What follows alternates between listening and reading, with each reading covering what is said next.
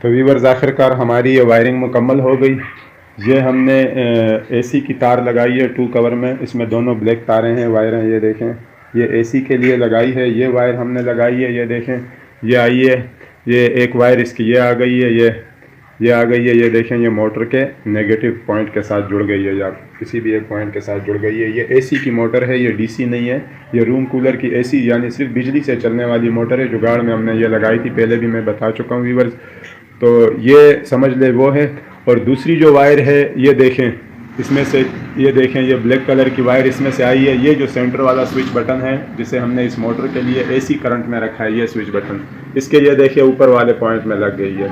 अब इस बटन को जब हम ऑन करेंगे तो इसमें करंट ऑलरेडी ऑन होगा, यानी एसी करंट इसमें आ रहा होगा। जब हम इस बटन स्विच बटन को ऑन करेंगे तो इस पॉइंट से इस वाले पॉइंट में ये ब्लू वायर में करंट सीधा यूँ आ जाएगा, यूँ करंट यहाँ से यूँ आएगा, यहाँ से ये देखें, ये ब्लू वायर आ रही है। और ये देखें मोटर के दूसरे पॉइंट यानी मोटर की जो ब्लू वायर है उसके साथ हमने जोड़ दी है।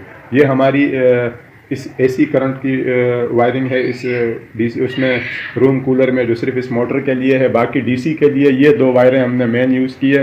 ये ग्रीन और येलो कलर की हमने पॉजिटिव लगाई है और ये ब्लैक कलर की हमने नेगेटिव लगाई है। ये देखें, ये 2 वायरें हमने यूज़ की है, वायरें भी थोड़ी लंबी रखी है। इसकी हमने वायरिंग कुछ इस तरीके से की है व्यूअर्स। ये देखें, ये पॉजिटिव वायर ये स्विच बटनों के ऊपर वाले पॉइंट में यहाँ से लगा दी है हमने। इसके साथ ये जो इंडिकेटर है इसकी भी हमने एक वायर लगा दी है, ताकि ये जैसे ही यहाँ पर डीसी करंट ऑन हो तो ये इंडिकेटर ग्लू करके हमें बताए कि डीसी करंट यहाँ आ चुका है। उसके अलावा ये देखें, ये रेड वायर ये दूसरे जो स्विच बटन है उसके ऊपर वाले पॉइंट में, यानी डीसी करंट जब ऑन होगा तो इसमें और इस पॉइंट में करंट फ़ौरन ऑन हो जाएगा। जैसे ही हम वहाँ पे बैटरी के साथ टर्मिनल इसके लगाएंगे तो ये ऑन हो जाएगा। और उसके बाद व्यूअर्स ये देखें, ये रेड वाली वायर ये स्विंग या मूविंग मोटर जिसको कहते हैं, जो इसको घुमाता है, ये देखें, इसको यूं यूं घुमाता है ताकि ये हवा को यूं और यूं फेंक सके एयर कूलर। ये इसकी है पॉजिटिव। और ये वाली जो है ये वाली ये देखें, ये इस वाले उसकी है इंडिकेटर की है जो ग्लो करेगा। जैसे ही हम स्विच बटन ऑन करेंगे, जब इसमें करंट आ गया तो ये इंडिकेटर ग्लो करके हमें बताएगा कि करंट इस स्विच बटन के निचले पॉइंट में आ चुका है। उसके अलावा व्यूअर्स ये हो गई है इसके कनेक्शन। ये देखें व्यूअर्स, ये वाला जो स्विच बटन है इसके निचले पॉइंट पे हमने रेड वायर लगाई है जो यूँ आई है। ये देखें, सीधी आई है इस मोटर में, यानी फैन के मोटर में ये वायर इसकी आई है। पॉजिटिव इसको मिल रहा है, नेगेटिव इसका ये देखें ये जा रहा है व्यूअर्स। नेगेटिव फैन का, इस मोटर का, इस वाले इंडिकेटर का, इस वाले इंडिकेटर का, ये सब हमने ये देखें यहाँ पे टाइपिंग करके जोड़ दिए। और यहाँ पर वो लगा दिए, इसको वायर क्लिप लगा दिए, सॉरी टाई केबल लगा दिए इसको। और इसको यहाँ पे भी बंद कर दिए प्रॉपर तरीके से, यहाँ पे सबको यकजा करके।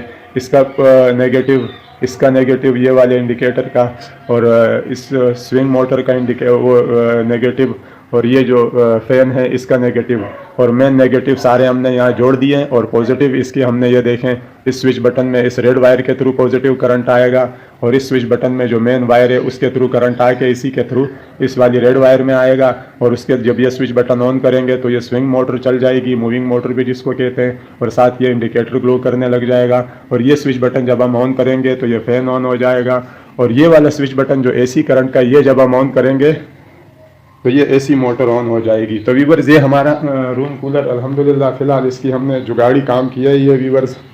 और इसको अब हम मुकम्मल फिट करके चेक करते हैं कि ये व्यूअर्स क्या रिज़ल्ट देता है। इसका भी ये मोटर का पाइप मेरे पास अवेलेबल नहीं है फ़िलहाल, इसको मैं फिट करता हूँ, पाइप इसका बाद में ला के लगा दूँगा।